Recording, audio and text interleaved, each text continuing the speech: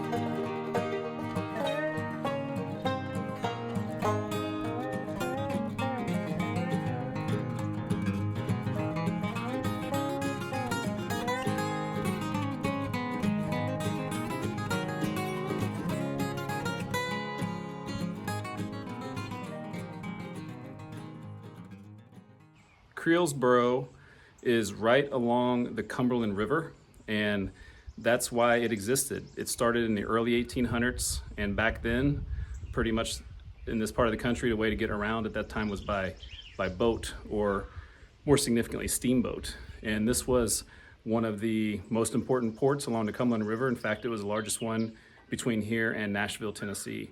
It wasn't a big town, but it was an important place for people to stop.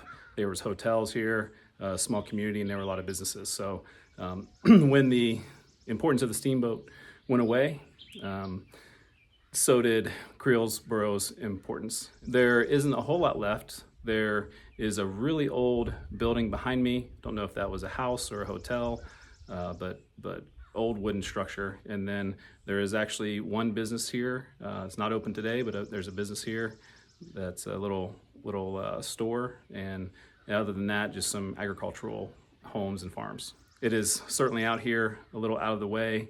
It's a very, very beautiful part of Kentucky.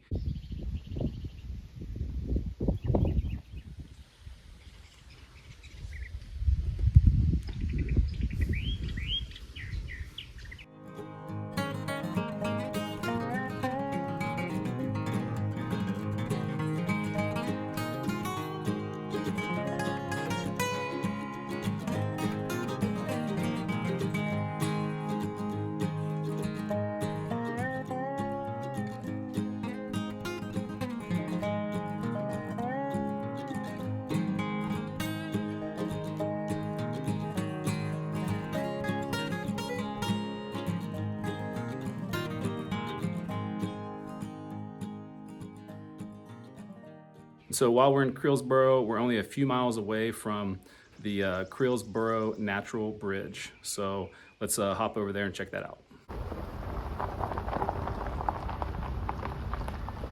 We're gonna go check out the Creelsboro Natural Bridge, also known as the Rock House. It's the 7th largest natural bridge in the United States.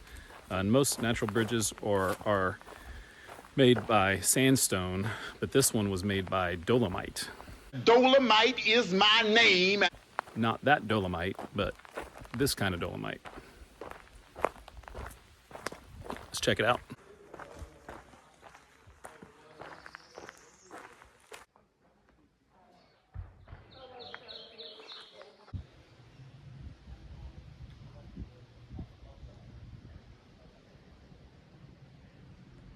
I don't know how well that came off on video, but it's pretty impressive in person. If it's the 7th largest natural bridge in the world, I'd like to see the first 6.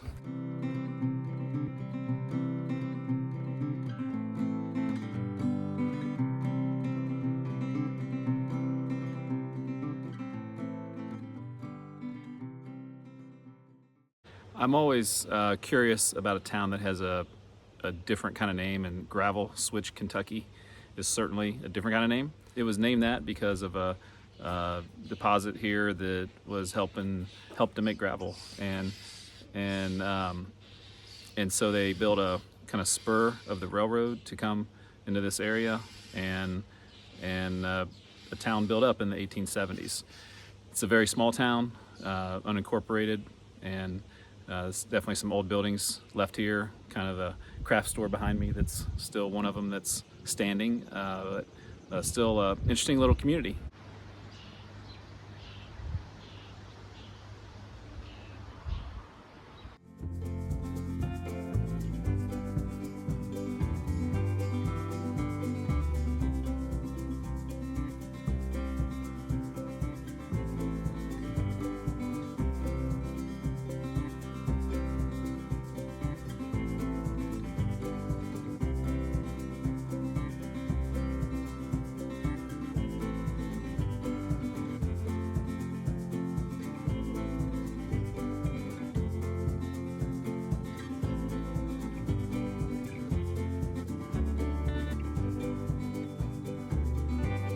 So if you ever come to Gravel Switch, make sure obviously you check out the small town here, but one of the really cool things is only a couple miles away, so let's go there now.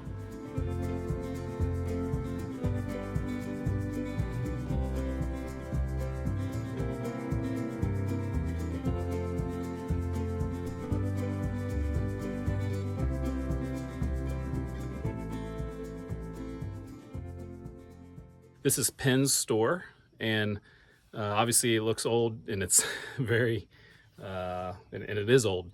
And in fact, it's so old that it's the oldest country store in the United States that's been run by the same family. It's been run since 1850 by the Penns. Jack Penn was the original Penn that owned it. He actually, I believe he bought it or got it from someone before that, so the store dates back to possibly into the 1840s. And it's been continuously open. It's not open at this moment.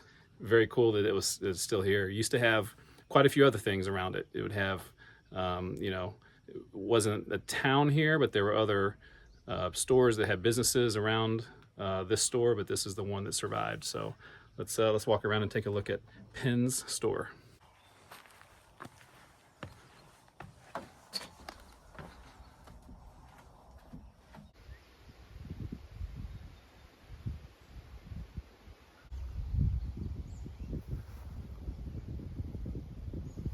So someone just pulled up. I'm going to see if they'll let me in the store. I have a farm up the road, and there's always something going on. Yeah, I'm 6th generation. My mom, she passed in 2018, and she became ill, and I came back and took over the farm and the store. So apparently the store is open on Saturdays and Sundays from 1 to 5, if you're curious.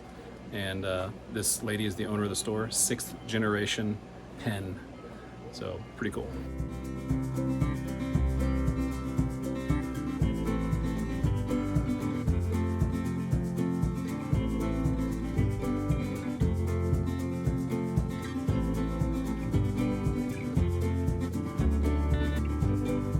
As I was finishing up visiting at the Penn store, I was talking to the owner, and I said, I hope we all survive this economic struggle that our country's having right now.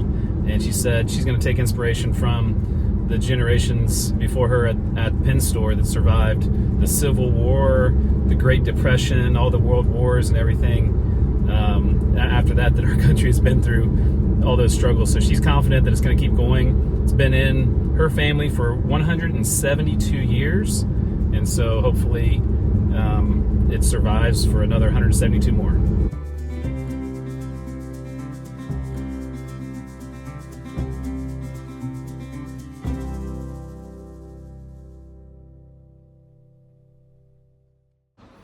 was named that because of something.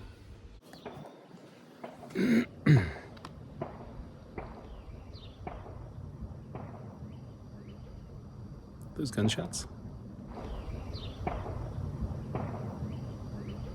It's a very, very beautiful part of Kentucky, and that should be the end. You're under arrest. You're gonna have to take me!